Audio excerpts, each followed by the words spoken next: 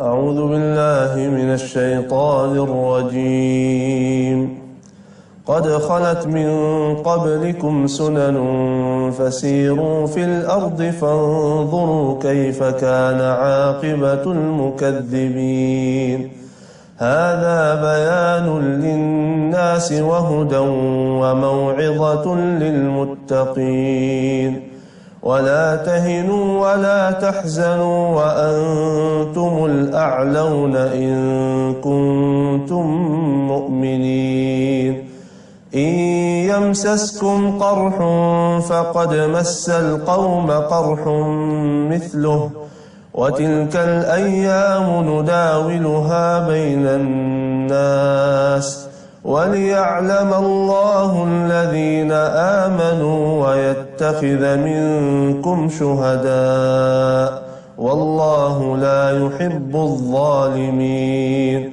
وليمحص الله الذين آمنوا ويمحق الكافرين أم حسبتم أن تدخلوا الجنة ولما يعلم الله الذين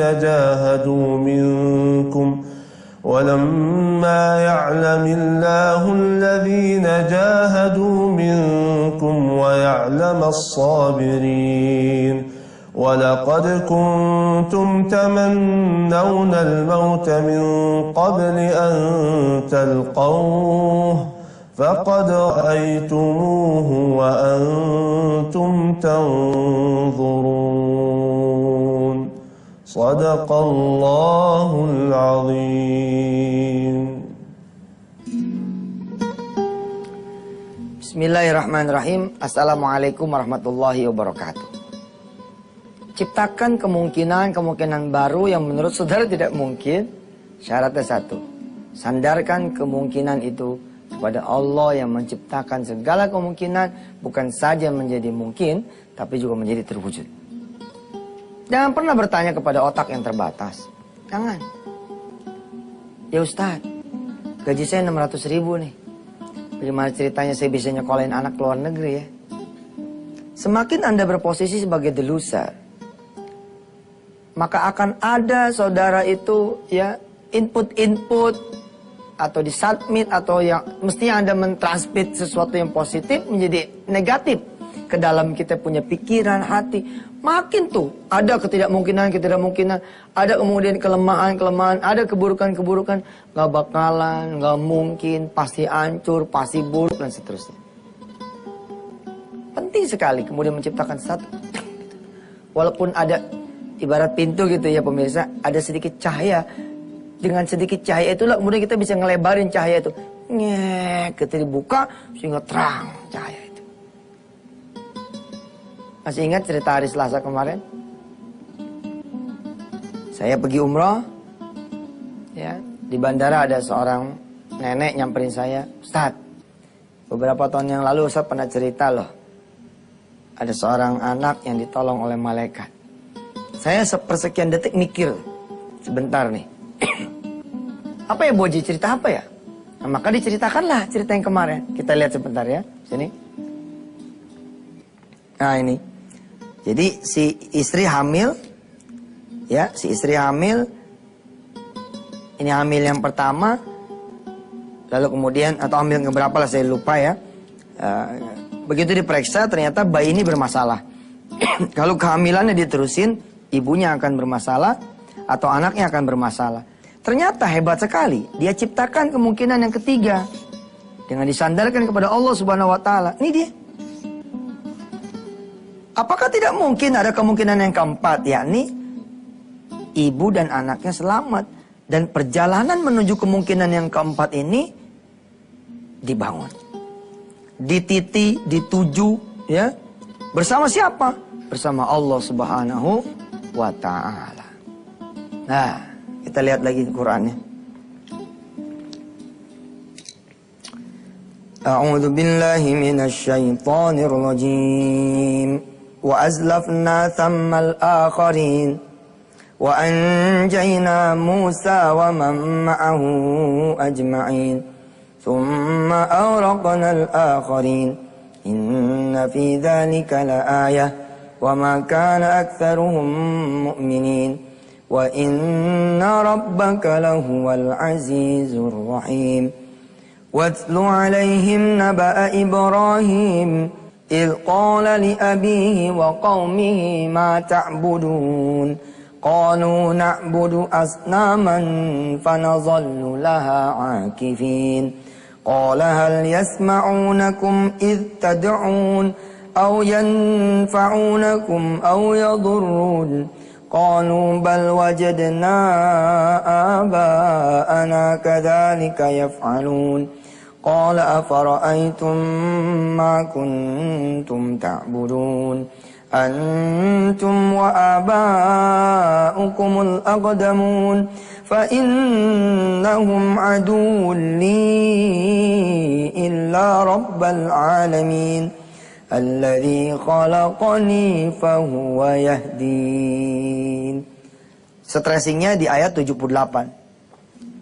Saudara tadi sudah mengikuti ya terjemahannya. Tapi coba saudara lihat ayat 78-nya.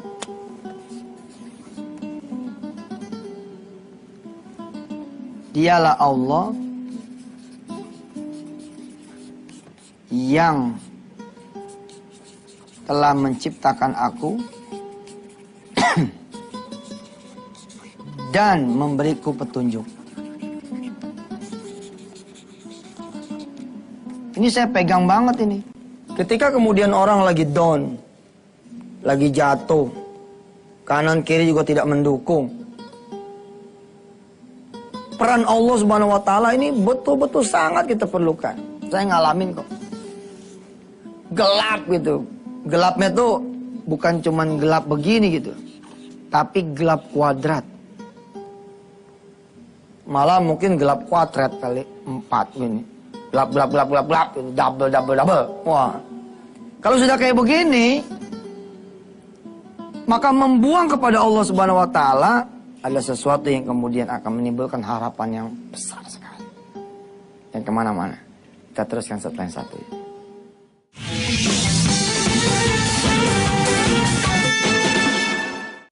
Ketika kemudian si ibu disapot oleh kanan kirinya, oleh suaminya, oleh kakak dan adiknya, oleh ibunya, ada kemungkinan yang keempat. Apa kemungkinan yang keempat? Insya Allah, kalau kamu percaya Allah bisa menyelamatkan kamu, kamu akan selamat melahirkan dan anakmu pun akan selamat nanti lahir. Subhanallah. Kembali lagi ke Quran. Perhatikan Asy-Syu'ara ayat 78. Perhatikan terjemahannya pemirsa. Alladzi khalaqani fahuwa yahdin walladzi huwa yut'imuni wa yasqin wa idza maridtu fahuwa yashfin walladzi yumituni thumma yuhyin والذي أطمع أن يغفر لي خطيئتي يوم الدين رب هب لي حكما وألحقني بالصالحين. Kanan kiri ya secara medis menyuruh kepada beliau, sudah digugurkan saja karena ini akan bahaya. Kemungkinannya ada 3. Ibunya tidak akan selamat ketika nanti melahirkan, atau anaknya tidak selamat, atau dua-duanya. Tapi kemudian ketika semua melihat ada kepercayaan yang luar biasa, ya, ada kemudian keyakinan yang luar biasa, sehingga memunculkan keyakinan yang keempat, kepercayaan yang keempat. Kenapa sih? Apakah tidak mungkin ada peluang yang keempat? Ibunya dan anaknya selamat, saya bisa melahirkan selamat, anak saya pun selamat, panjang umur. Lalu membias nih kepada kanan kiri juga gitu, depan belakang semua, kemudian mendorong mereka untuk kemudian menuju kepada Allah. Saya din, dan Allah kemudian betul-betul bertunjuk itu. Hari demi hari ya, diisi dengan tahajud, sholat, doa, ya Allah, ya Allah, ya Allah. Akhirnya kemudian lahir. Lahirnya saja ini sudah menjungkir balikkan kemudian pertimbangan-pertimbangan medis. Ya, walaupun kemudian dikatakan kepada keluarga ini, bahwa bayi ini umurnya tidak akan panjang. Tapi toh sudah lahir, selamat dua-duanya. Bahwa akan ada yang tidak panjang umur, ya kita juga nggak ngerti lah kapan kita bakal meninggal lah. Umur itu kan bukan nomor urut ya, tapi nomor cabut. Kematian itu bukan nomor urut, tapi nomor cabut. Siapa yang dicabut, game selesai. Ya. Nah istimewa, si nenek ini cerita kepada saya di Bandara Soekarno-Hatta ya. Ustadz, suami saya alias engkongnya nih cucu, itu sudah menyiapkan kuburan. Karena kata dokter, besok secara medis insya Allah wassalam. Insya Allah tamat. Tapi lihat, Nabi Ibrahim membuka peluang kepada kita semua dengan mengajarkan tauhid. Walladzi yumituni tsumma yuhyin adalah Allah Ta'ala. Yang menghidupkan dan mematikan adalah Allah. Nah, bagaimana kemudian si ibu ini? Sore begitu kira-kira nih cerita, disiapin itu kuburan. Dokter bilang besok udah ceritanya wassalam, lalu kemudian urusan administrasi diselesaikan. Ada sisa duit. Ada sisa duit. Dibawa tuh sama Ustadz Ajis nih. Saya ingat itu, dibawa ke rumah. Saat ini ada sedekah, diceritakanlah begini kejadian. Terus kita berdoa gitu, mudah-mudahan ada kebaikan. Kurang lebih 10 juta masalah waktu itu sedekahnya ya. Nah malam harinya itu ya si ibu ini pemirsa udah pulang ke rumah. Ditinggal lah kemudian si bayinya itu di rumah sakit. Nah begitu pulang malam itu setelah diselesaikan biaya rumah sakit ada sisa itu kemudian disedekahkan. Malamnya sang ibu ke rumah sakit. Bawa sebotol susu ya. Bawa botol susu gitu isinya susu. Ya emang benar namanya botol susu pasti isinya susu ya enggak. Dia jalan tuh ke resepsionis.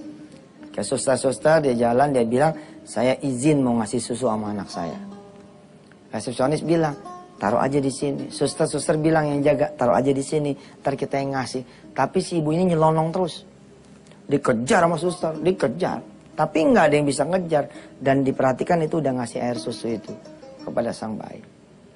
Besok paginya, suster jaga yang baru kemudian negur si ibu ini yang datang di pagi harinya. Apa kata kemudian si suster yang jaga? Bu, lain kali jangan kayak semalam ya. Menyelonong aja, kita kan ada yang jaga. Takutnya kan di sana ada bayi-bayi orang. Kita nggak ngerti bagaimana ceritanya. Peraturan mesti ditegakin walaupun ibu punya anak di situ sendiri. Si ibu bingung. Apa kata si ibu? Saya itu dari semalam nggak kemana-mana. Dari semalam saya di rumah aja. Subhanallah. Dan menurut cerita, ya, sejak dikasih susu itulah kemudian anaknya itu membaik. Masya Allah. Membaik, kemudian panjang umur. Lalu dipanggil tuh cucunya waktu saya di bandara itu, ya berapa minggu yang lalu lah. Sini, salim sama Ustadz. Ustadz ini anaknya, oh Allah rambutnya gimbal, muka kayak Arab, yang bapaknya Arab. Cucum tangan, Allah ini dia keajaiban Allah Ta'ala. Selalu loh ada kemungkinan yang, ada 3 kemungkinan buruk, selalu ada kemungkinan yang keempat, yang lebih buruk. Kalau saudara tidak melatih diri saudara. Tapi kalau saudara melatih ada 3 kemungkinan buruk, enggak lah. Insya Allah ini nih yang mudah-mudahan akan menjadi sesuatu buat kita semua. Jadi kemana-mana kita masih punya satu segmen ya. Insya Allah.